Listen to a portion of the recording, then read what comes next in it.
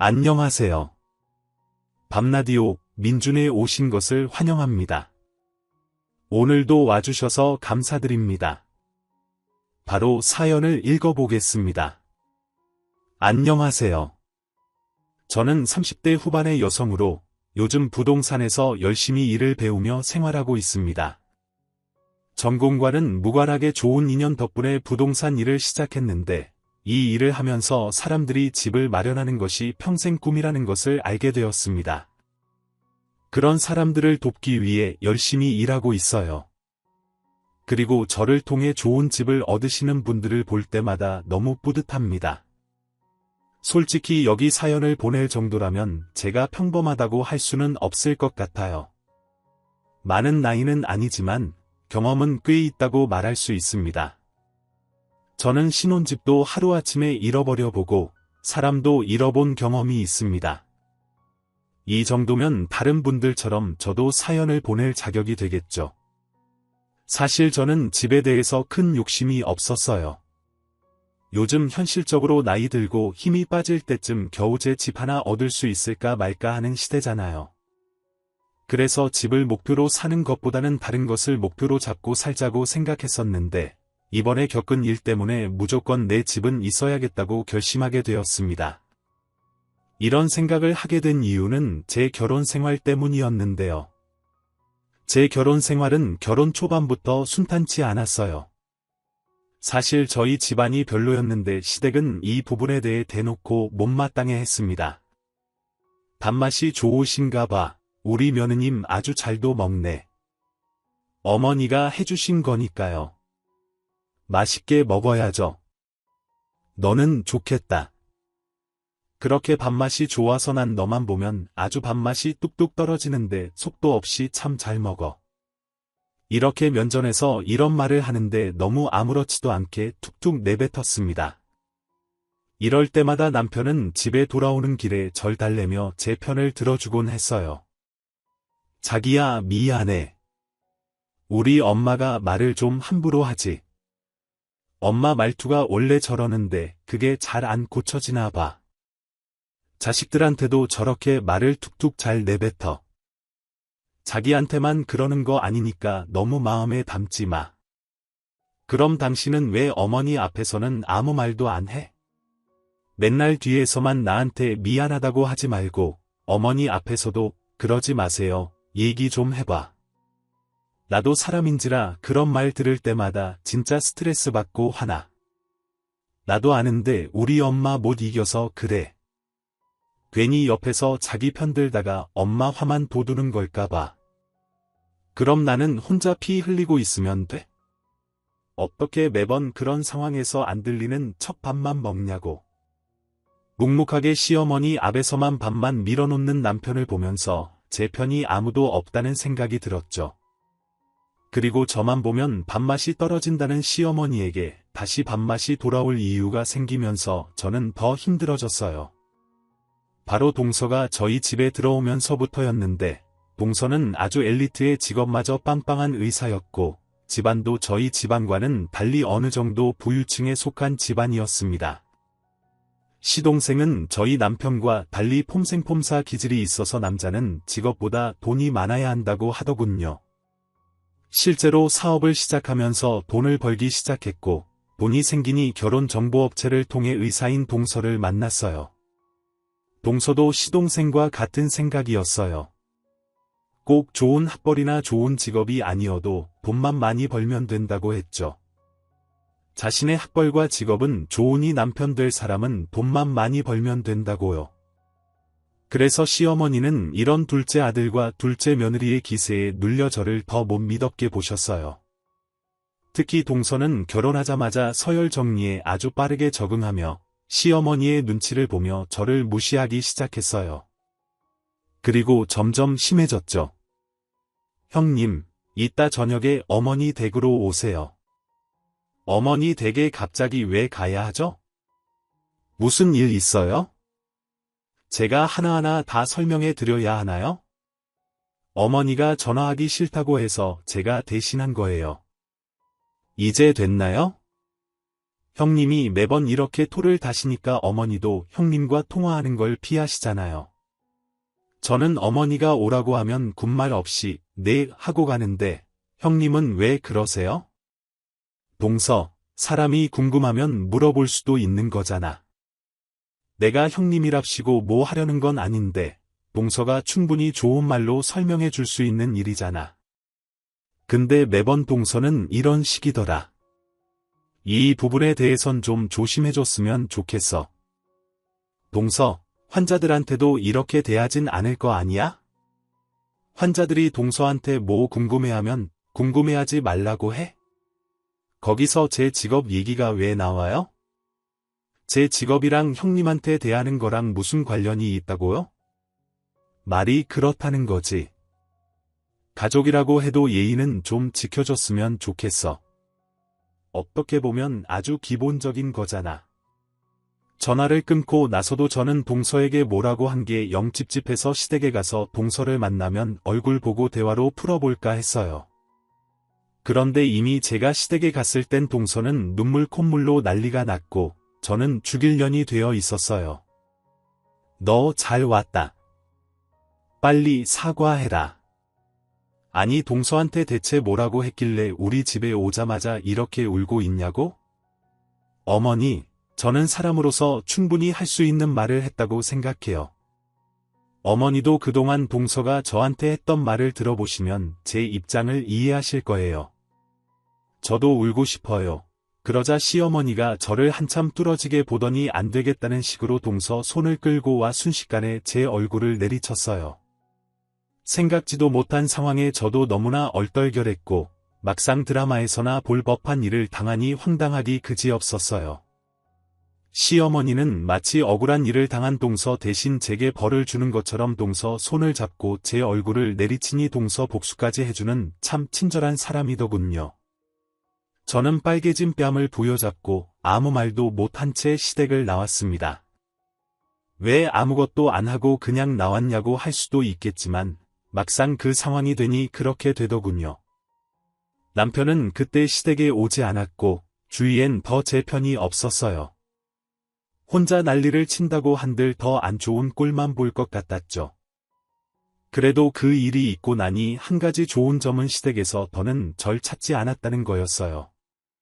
시어머니와 그 잘난 동서를 보지 않는 일이 뺨 한 대 값이라면 치를 만하다는 생각까지 들 정도로 그 둘을 보기 싫었으니까요. 그렇게 조금 편안한 시간이 흘러가나 싶었는데 남편이 중국으로 발령받았다는 청천벽력 같은 소식을 들었어요. 크게 도움은 안 됐던 남편이었지만 그나마 제 편 중 단 한 명 남은 사람이었는데 이제 남편 없이 시댁과의 관계를 어떻게 유지해야 할까 걱정이 밀려왔어요. 남편이 중국에 간다는 소식이 시댁 귀에 들어가면 분명 저를 더 들들 볶을게 뻔했는데 눈앞이 캄캄했죠. 역시나 그 소식을 들은 시어머니는 며칠 뒤 이른 아침부터 저희 집에 찾아왔어요. 그리고 아주 당당한 얼굴로 잘 지냈냐는 말 한마디 없이 본인 할 말부터 하기 시작했어요. 현상이 중국 파견 나간다고 들었다. 이제 너는 남편도 없는 2년 동안 아주 속편하게 지내겠구나. 퇴근하고 오면 남편 밥 안 차려줘도 되고 빨래도 줄고 신경 쓸 것도 없으니 너 같은 애가 무슨 복이 많아 다 내 아들 잘 만나 이렇게 복을 받지. 어머니, 설마 제가 현상씨 없다고 마음이 편하겠어요? 차라리 눈에 보이면 집 어질러 놔도 잔소리라도 하죠. 눈에 안 보이는 게 더 걱정이고 마음 졸이는 거예요. 현상씨 중국 가는 거 저 하나도 안 쉬나요? 지레짐작 그렇게 말씀 마세요. 하이고, 말은 아주 청산유수네.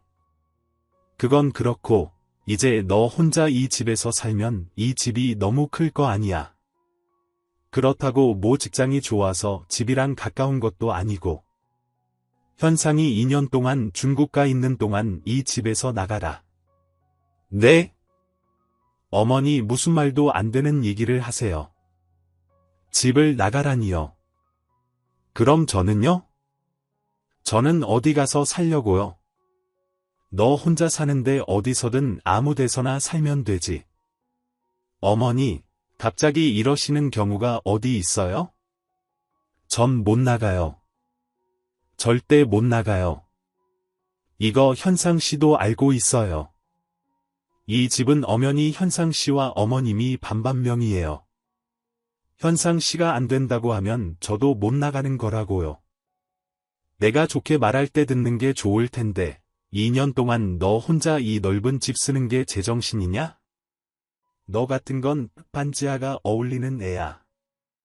어디서 어울리지도 않는 집에, 그것도 내 아들 없이 혼자 살 생각을 해. 뻔뻔하게 우리 아들은 중국 가서 그 고생을 하는데 너도 네 남편 없는 2년 동안 반지하나 원룸 가서 똑같이 고생하라고. 방금 너도 그랬잖냐.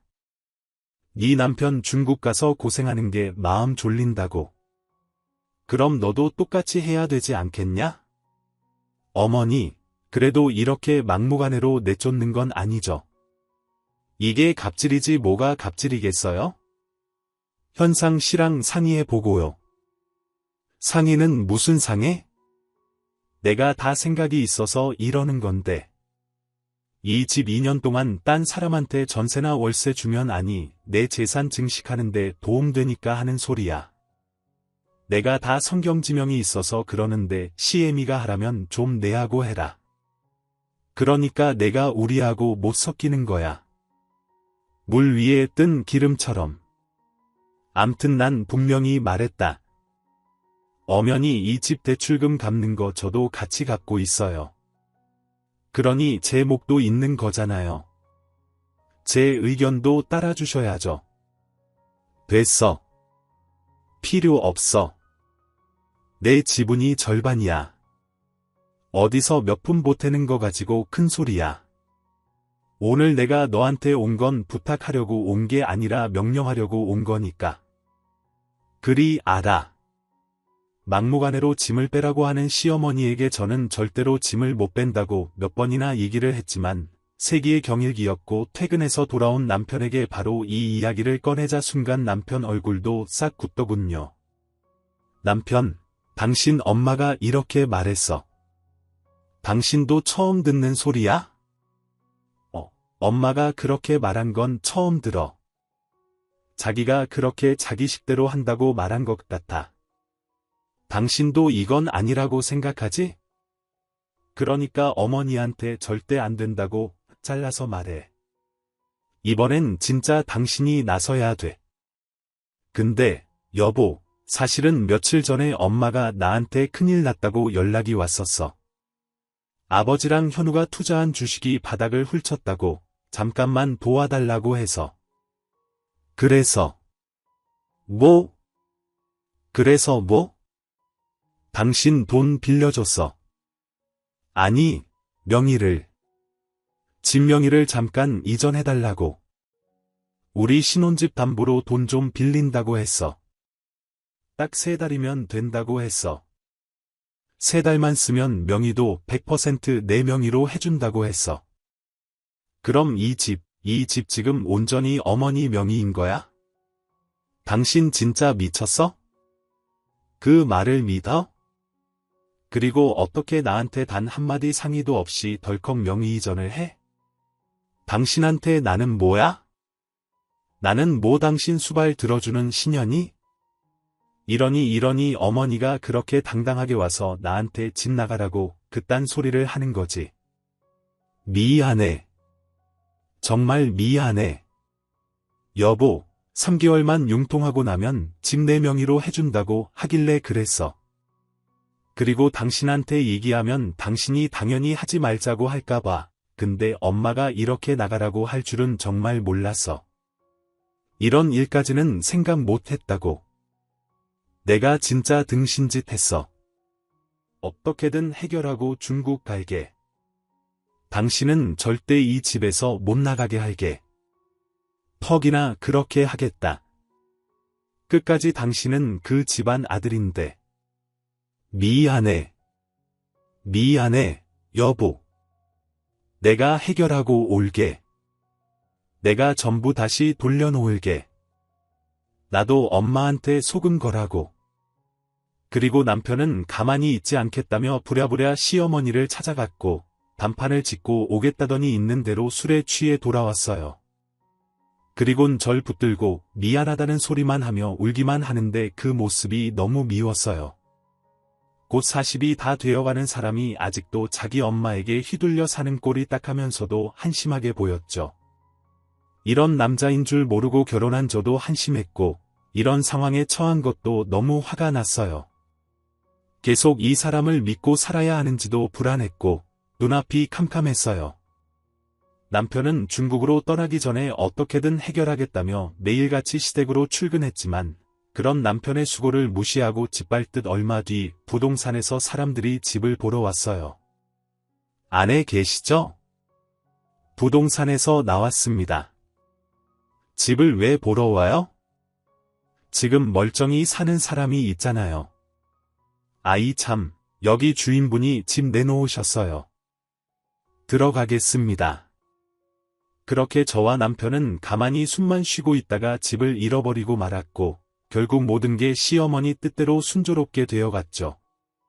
저는 정말 마지막이라 생각해 지옥에서도 보기 싫은 시어머니를 찾아가 있는 힘을 다해 사정을 했어요.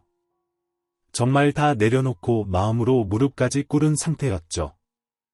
어머니, 저도 어머니한테 가족이고 며느리잖아요. 서로 원수가 아니라 가족이잖아요. 어머니께서 동서 챙기시는 거의 10분의 1이라도 저를 좀 생각해 주시면 안 돼요. 정말로요? 어머니 저한테 너무하신 거예요. 내가 너무하긴. 네 못돼 먹은 생각이 너무하지. 제가 마음에 안 드시는 거 알아요. 그럼 저만 미워하세요. 왜 어머니 아들까지 힘들게 하세요? 지금 그 사람 얼마나 마음고생하고 스트레스 받는지 아세요? 어머니 아들 다 죽게 생겼어요. 그러다 병이라도 생기면 어떡해요? 내 아들은 내가 더 잘 알아. 걔가 나 때문에 스트레스를 받는 게 아니라 네가 옆에서 징징거리고 난리를 치니까 그것 때문에 스트레스를 받는 거야. 중국 가면 다 괜찮다. 어머니, 정말 이러지 마세요. 저 갈 데도 없단 말이에요. 그 집 하나 가진 걸로 권력을 행사하며 횡포를 부리는데 정말 더럽고 치사해도 그때는 이렇게 매달릴 수밖에 없었어요. 자존심이고 뭐고 그런 거 따질 때가 아니었거든요. 그걸 눈치챈 시어머니는 더 큰 소리를 쳤어요. 넌 원래 길바닥에 신문지 덮고 살 팔자인데 여태까지 우리 덕에 복에 겨운 삶을 살았던 거야. 너도 이참에 내가 얼마나 큰 복을 누렸는지 느껴봐라. 내 아들 만나서 좀 괜찮은 집 살아보니까 미드로는 못 내려가겠니? 알아요. 저 남편이랑 어머님, 아버님 덕에 벅찰 정도로 큰 복 누렸어요. 근데 지금 이렇게 되면서 저희 부부 집 문제가 아니라 가정이 해체될 것 같아요. 이혼 위기까지 왔다고요? 어머님, 현상씨 호래비 만들고 싶진 않으시잖아요. 이젠 하다하다 시어미한테 이혼으로 협박하냐? 이런 걸로 위기가 오면 그게 부부야? 이런 걸로 위기가 오면 어차피 헤어질 사이다. 그럼 빨리 헤어지는 것도 답이야. 결국 저는 시어머니를 설득하지 못했고 남편도 이런 시부모를 설득하지 못한 채 중국으로 떠나게 되었어요. 남은 건 철저히 저 혼자였고 남편은 제게 위로랍시고 파견 근무하면 월급이 더 많으니 본인 월급을 다 쓰라고 하더라고요. 자기는 아무것도 필요 없다고요. 그 말에 난 돈이고 뭐고 지금 당신하고 이혼하고 싶은 심정이니까 가만히나 있으라고 했네요. 이런 남편 꼴 보기도 싫어 중국 가는 것도 배웅을 안 했어요. 그리고 저는 다시 월세방을 얻기 위해 거리로 나섰죠. 근데 참 이런 제 상황을 부모님한테도 말할 수가 없었던 게 저희 부모님 평생을 시골에서 하루 벌어 하루 사시고 이젠 아버지 건강까지 안 좋아지셔서 엄마가 번 돈으로 병원을 다니고 있으셨거든요. 그러니 자식이 돼선 돈을 보태드리진 못할 망정 힘들다고 돈 없다고 말을 할 순 없었죠. 그때 생각하면 제 속을 누가 알겠나 싶었고 이 사실을 누구한테 말해도 믿지 않을 것 같다는 생각밖에 안 들더라고요. 저는 집도 급하게 빼야 되는 상황이 와서 웬만한 짐도 다 갖다 버려야 했어요. 이걸 들고 갈 집이 없을 것 같았거든요. 제가 가진 돈으론 고작 5평도 안 되는 대학생들 살 법한 공간에서 살아야 되는데 이런 공간에 사계절 옷이 다 들어갈 수도 없었으니까요. 제가 살던 신혼집이 비록 작긴 했지만 결혼 준비하면서 남편하고 고르고 고른 집이라 더 애착이 컸었는데 이렇게 보내줘야 하는 게 서글펐어요.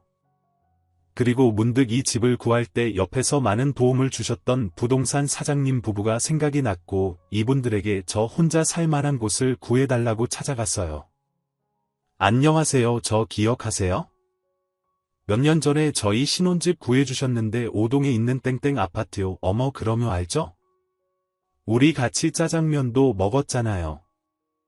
아이고 이게 얼마 만이에요? 근데 벌써 이사 가시려고요? 아니 저 월세 집 좀 알아보려고요. 월세 집이요? 아시는 분이 알아봐 달라고 했구나. 아니요. 제가 살 집 구하고 있어요. 사정이 생겨서. 근데 저도 모르게 그 이야기를 하면서 눈물이 왈칵 쏟아졌고 그런 제 모습에 사장님 부부도 제가 좋지 않은 상황이라는 걸 직감했는지 아무 말 없이 휴지를 주며 벌써 2번째 인연인데 아직 점심 전이니까 우리 요 옆에 중국집 가서 또 짜장면 한 그릇 먹어요. 그렇게 저는 사장님 부부와 함께 밥을 먹게 되었고 밥을 먹으면서 제 사정을 솔직히 얘기했어요. 집이라는 게 그렇더라고요. 어차피 제가 가진 돈을 다 들키기 마련인데 굳이 꾸며서 말할 이유가 없었고 그 두 분에게 말로 표현할 수 없는 편안함이 느껴져 저도 모르게 속 얘기를 다 하게 된 것 같아요. 자주 만난 가까운 사이도 아닌데 말이에요. 그러니 제 얘기를 쭉 듣던 사장님이 현실적으로 제게 조언을 해주시더라고요. 제가 사실대로 미리 말씀드리자면 지금 남편분이랑 사모님 월급으론 다시 그만한 집을 얻긴 힘들 거예요. 아마 그 집보단 훨씬 더 초라한 곳일 거예요. 네, 그러겠죠. 저는 이젠 아예 꿈도 없어진 것 같아요. 아이고 그래도 너무 절망적인 건 아니니까 그렇게까지 심각하게 생각하지 마시고요. 제가 최대한으로 깨끗하고 좋은 집 구해볼 테니까 믿고 맡겨주세요. 이 세상에 아무도 내 편이 없다고 생각했었는데 이런 따뜻한 말과 조언을 해주시는 부동산 사장님 부부 덕에 오랜만에 제대로 된 위안을 받았어요.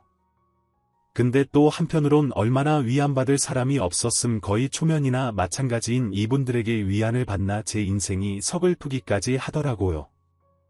그런데 며칠 뒤 이런 제 서글픔이 거의 폭발되는 일이 생기게 되었어요.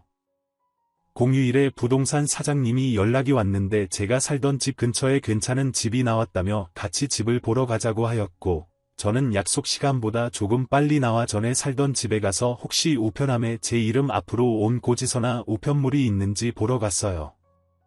근데 그곳에 아주 익숙한 사람의 이름이 적힌 우편물이 몇 개나 꽂혀져 있는데 그 이름을 보고 뒷목을 잡고 말았네요. 분명 시어머니가 제겐 이 집을 다른 사람에게 세놓는다 하였는데 왜 이 집 우편함에 동서의 우편물이 꽂혀져 있는지 동서의 이름 석자를 본 순간 이게 다 시어머니의 큰 그림이었던 걸 알게 되었어요. 보아하니 저를 내쫓고 이 집에 동서를 들인 것 같았죠. 제가 그 우편물을 들고 부들부들 떨고 있던 그때 아주 드라마틱하게도 동서와 시어머니가 공동 현관문으로 들어오는데 저는 그 둘을 보자마자 동서 얼굴에 우편물을 집어던지며 네가 왜 여기 살고 있냐고 소리를 질렀어요. 그러니 또 시어머니가 두 손으로 제 어깨를 팍 하고 밀치며 너 지금 제정신이야 돌았어. 감히 네 동서 얼굴에 이딴 걸 패대기 치고 있어. 네 동서 지금 홀몸도 아닌데 네가 던진 이딴 걸로 혹여나 뱃속에 애가 잘못되면 너 어쩔 거야. 내가 책임질 거야. 이게 어디 내 며느리랑 손주를 건드려. 겁도 없이 너도 똑같이 한번 해줘봐. 제가 동서가 임신을 했는지 뭘 했는지 알고 있었어요. 난 모르는 사실이잖아요. 근데 그건 그렇다 치고 왜 동서가 이 집에서 살고 있어요? 왜 내 신혼집에서 살고 있냐고요. 이거 어머니께서 일부러 동서 드리려고 저 내쫓고 남편한텐 거짓말까지 해서 이런 말도 안 되는 짓 하신 거예요. 아니 어떻게 이러실 수가 있으세요? 아이고 이럴 땐 또 대가리 안 좋은 니가 머리는 팍팍 돌아가나 보다.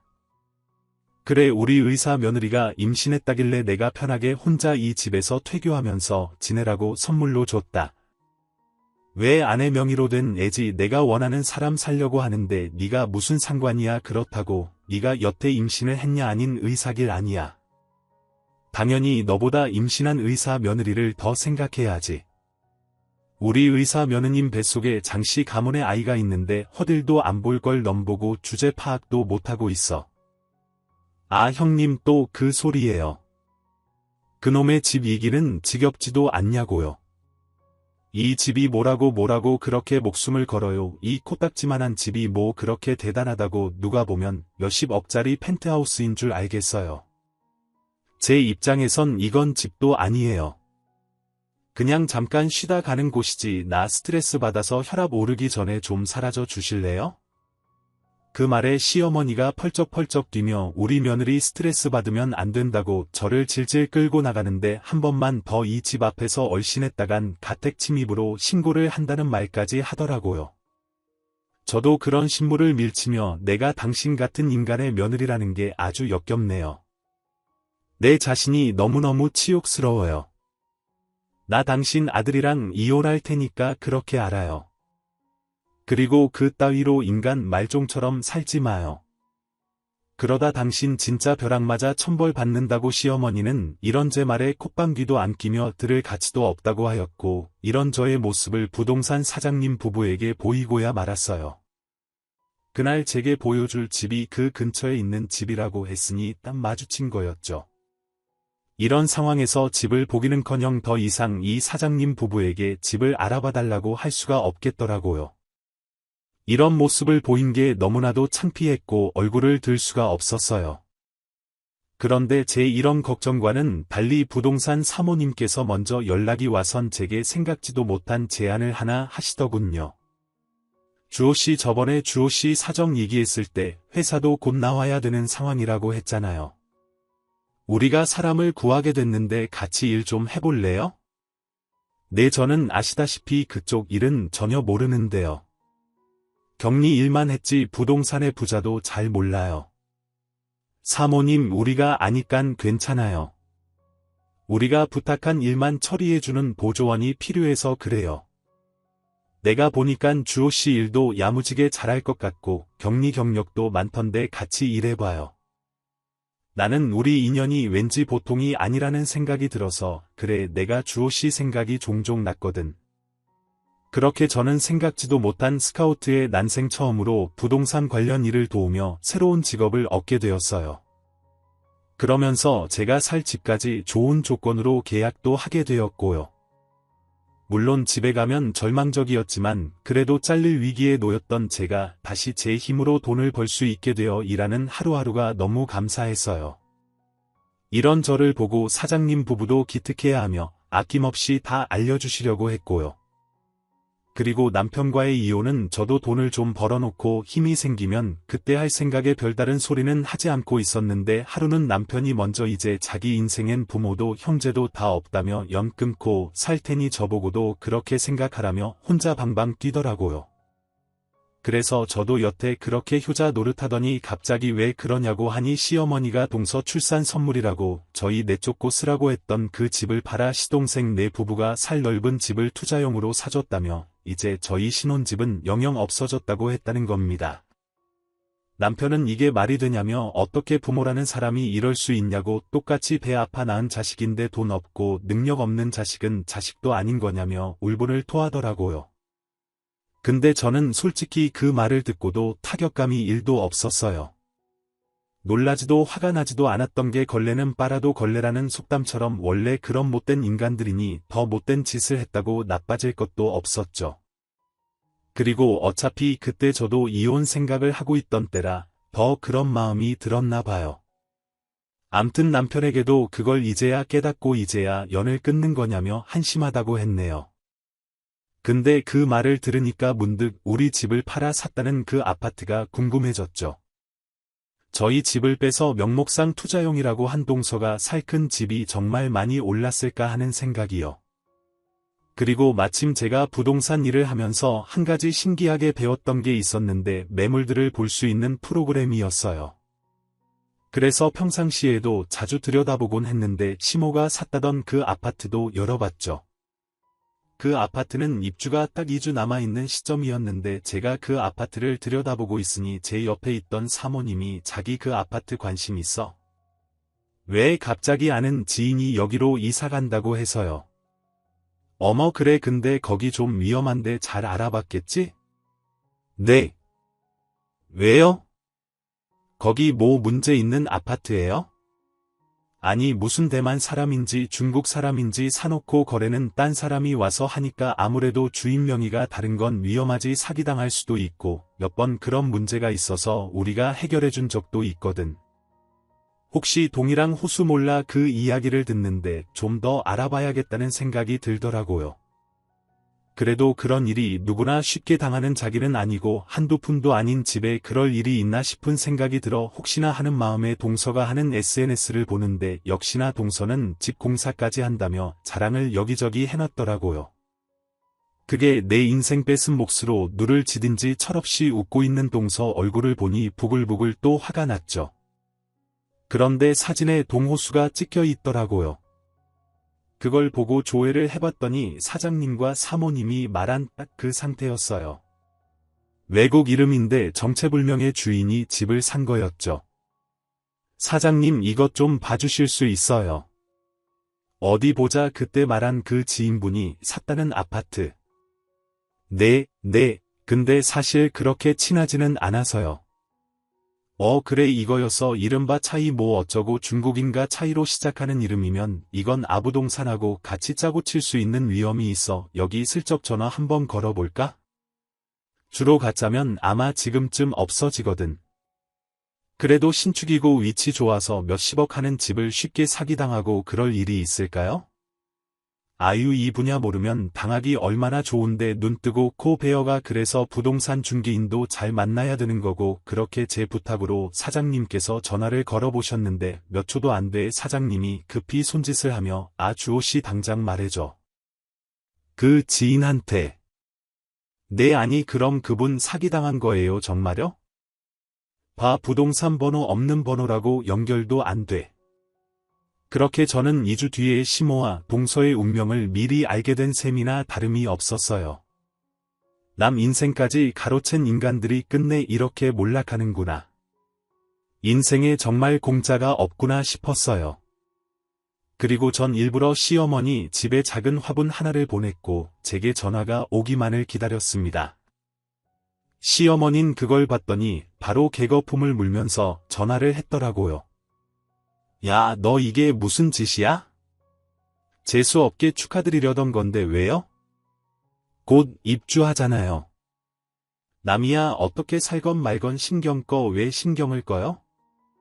거기에 제 지분이 얼마나 많은데요. 네가 머리 나빠서 당한 주제 억울하면 잘 알아보고 해야지. 누가 당하고 있으래 인연 끊긴 집안에다가 이런 식으로 고춧가루 뿌리지 마라. 난 너 모르니까. 근데요. 저도 그 얘기 해주고 싶어서요. 당신이랑 당신 둘째 며느리가 2주 뒤에 들어갈 그 집 거기서 못 살 거예요. 그거 사기거든요. 얘 좀 봐. 너 이제 하다하다 우리 집 스토킹까지 하냐? 아침부터 재수없게 초치는 소리 적당히 하고 끊어. 이 전화를 끊고 며칠 뒤 제가 생각했던 대로 시어머니는 불이 나게 제게 전화를 했고 시모의 전화를 보자마자 저는 드디어 갚아줄 수 있는 날이 왔구나. 이를 꽉 깨물었어요. 이제야 제 말이 듣고 싶어 안달이 나 있더라고요. 아이고 받았다. 받았네. 예, 너 그때 한 말 있잖냐 누구신데 저한테 아는 척하며 전화를 거셨어요. 예. 나 지금 너랑 말씨름 할 상황 아니다. 내가 산 그 집 다른 사람이 계약을 또 했다는데 우리 서류가 그게 이제 궁금하세요. 그 부동산 전화 연결도 안 되잖아요. 엄마 그건 어떻게 알았어? 너 뭔가 알고 있구나. 얘 우리 좀 만나자. 나 잠깐만 만나주라. 응 저기요. 저는 그쪽 말대로 머리에 든 게 없이 무식해서 당신 도와드릴 게 없어요. 아, 근데 그거 하나 알아요? 당신 사기당했다는 거요? 사기라고 아니야 뭔가 잘못된 거야. 얘 그래도 네가 잘하는 것 같아서 그러는데 아니 우리 주변에 물어봐도 이 일을 어떻게 도와줄 사람이 없어 그러니까 네가 좀 해결 좀 해봐라. 응 너 뚜쟁이 옆에 붙어서 지금 부동산인가 뭔가 그거 일 배우고 있다며 아 그러니까 우리 좀 살려줘라. 그럼 제가 있는 곳으로 오세요. 10분 정도 돼요. 저는 도도하게 시어머니를 부동산 근처로 불렀고 택시를 타고 불이 나게 도착한 시어머니 제 앞에서 넋이 나가 지푸라기를 잡듯 제게 애원을 하더라고요. 아, 이 방법만이라도 알려줘. 이게 한두 푼도 아니고 네 집도 포함된 거잖니 우리가 한마음 한뜻이 돼서 가족의 이름으로 되찾아야지. 이거 우리 목숨 몇 개 달린 일인데 이럴 순 없어. 정말 남이라더니 또 가족이에요. 저보고 이혼하라면서요? 아니야 그 말은 내가 실수였다. 잘 되면 남이고 안 되면 가족이고 나 당신 얼굴 보고 제대로 짓밟고 거절하려고 불렀어요. 일부러 이제 나도 할 말 없으니까 내 눈앞에서 좀 사라져 주실래요? 아 그리고 당신이 나보고 길바닥에서 신문지 덮고 살 인생이라고 했죠. 근데 어째요? 그 말이 당신 꼴이 됐네요. 그래서 말은 함부로 내뱉으면 안 되는 거예요. 이것 봐대로 봤잖아요. 제발 날 좀 살려줘라. 제발 도와다오. 네 이렇게 빌게 저한테 이러지 말고 당신 잘난 의사 며느리한테 도와달라고 하세요. 아 왜 나한테 이러시냐고요? 듣자 하니 저도 욱하고 화가 치밀어 올라 결국 소리를 치고 말았어요. 그러니 시무마리 동서는 이미 잘못된 걸 눈치채곤 내빼면서 자기는 모르는 일이니 본인한테 물어보지 말라고 모르쇠로 일관을 하고 있대요. 그러면서 동서 욕을 하면서 뒷담화를 하는데 둘 다 진짜 웃기는 사람들이었어요. 저는 제 앞에서 사정을 하며 비는 시어머니를 가차없이 뿌리쳤고 절 붙들고 애원하는 시어머니의 얼굴을 아무리 봐도 불쌍하다는 생각이 전혀 안 들었어요. 그냥 벌 받았네라는 마음밖에 들지 않았죠. 그날 이후로 저는 시댁 식구들과는 일절 연락을 하지 않았고 이제야 속이 뚫리는 것처럼 꽉 막힌 게 열린 느낌이었어요. 그리고 시댁이 처한 일들을 보면서 비록 제가 사는 곳이 자그마한 월세방이지만 이곳이 괜히 감사하다는 생각이 들었죠. 남편 또한 시댁 소식에 자기도 지금 시부모님이랑 시동생 전화는 거절을 하고 있다는데 이런 남편도 일단은 지켜봐야 될 것 같아요. 그리고 저는 오래 일하면서 번 돈으로 원룸에서 이룸으로 이사 갈 목표를 세웠는데 목표에 한 걸음씩 다가가고 있는 하루하루가 행복할 따름이에요. 이렇게 하나둘씩 준비해가면 되겠죠. 부동산 사장님 말이 돈은 있다가도 없지만 좋은 인연은 절대 그냥 있을 수 없다고 하더라고요. 저도 받은 그 마음 갚는다는 생각으로 열심히 일해보려고 합니다. 아직 초보긴 하지만 그래도 집을 구하는 모든 분들이 사기당하는 일 없이 평생 모은 돈이 헛되지 않도록 최선을 다해 도와드리고 있어요. 집 구하는 분들 있다면 부디 잘 알아보셨으면 좋겠고 제 기구한 긴 이야기 들어주셔서 감사합니다. 지금까지 커피 앤톡이었습니다. 오늘도 끝까지 함께해 주셔서 감사하고요. 저는 다음 영상으로 또 찾아뵙겠습니다.